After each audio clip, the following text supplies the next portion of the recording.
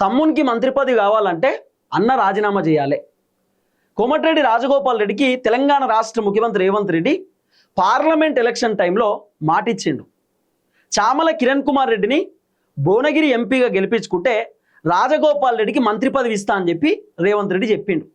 రాజగోపాల్ రెడ్డి కష్టపడి రాజగోపాల్ రెడ్డి మొత్తానికి చామల కిరణ్ కుమార్ రెడ్డిని ఎంపీగా గెలిపించుకున్నాడు. కాన్స్టిట్యున్సీలో తిరిగిండు. పెద్ద ఎత్తున రాజగోపాల్ రెడ్డి కష్టపడ్డాడు. రేవంత్ రెడ్డి ఇప్పటిదాకా రాజగోపాల్ రెడ్డి మంత్రి పదవి గురించి ఎక్కడ కూడా డిస్కస్ చేస్తలేడు. రేవంత్ రెడ్డి ఇచ్చినటువంటి మాట తప్పిండు. రాజగోపాల్ రెడ్డికి ఇచ్చినటువంటి హామీని రేవంత్ రెడ్డి మర్చిపోయిండు. రేవంత్ రెడ్డి మాత్రమే కాదు, కాంగ్రెస్ పార్టీ అధిష్టానం కూడా రాజగోపాల్ రెడ్డికి మంత్రి పదవి ఇస్తా అని చెప్పి మాట ఇచ్చిరు. ఖచ్చితంగా మినిస్ట్రీ ఇస్తాం, దాంట్లో ఇబ్బంది లేదు, చామలను మాత్రం మీరు గెలిపించుకోండి, చామల కిరణ్ కుమార్ రెడ్డిని గెలిపించుకుంటే ఖచ్చితంగా క్యాబినెట్లో అవకాశం ఇస్తామని చెప్పి అధిష్టానం కూడా చెప్పారు. రాజగోపాల్ రెడ్డి కూడా చాలా గట్టిగా పనిచేసిండు, బలంగా పనిచేసిండు. చామల కిరణ్ కుమార్ రెడ్డిని గెలిపించుకోవడానికి మొత్తం పార్లమెంట్లో తిరిగిండు, గట్టిగా ప్రచారం చేసిండు, రకరకాల ప్రయత్నాలు చేసి చామలను గెలిపించుకున్నాడు. కానీ ఇప్పుడు దాదాపు పార్లమెంట్ ఎన్నికలు అయిపోయి సంవత్సరంన్నర అయిపోయింది కదా. మరి రాజగోపాల్ రెడ్డికి ఇప్పటిదాకా మంత్రి పదవి వచ్చిందా? రాలే.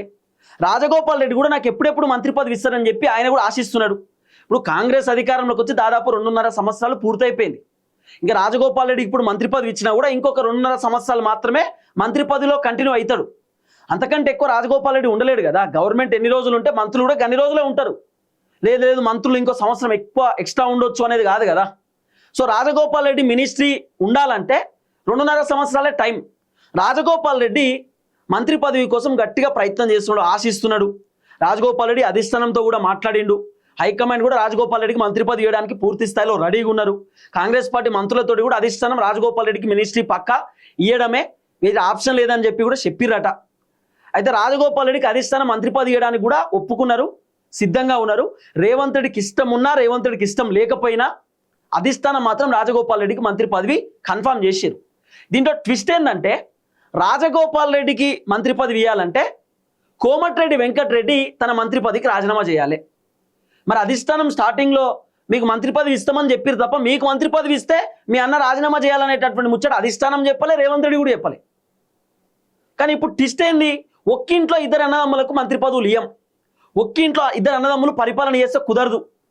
కాబట్టి ఒకళ్ళకి మంత్రి పదవి కావాలంటే ఇంకొకళ్ళు సాక్రిఫైస్ చేయాలి, ఒకళ్ళకి మంత్రి పదవి కావాలంటే ఇంకొకళ్ళు త్యాగం చేయాల్సిందే.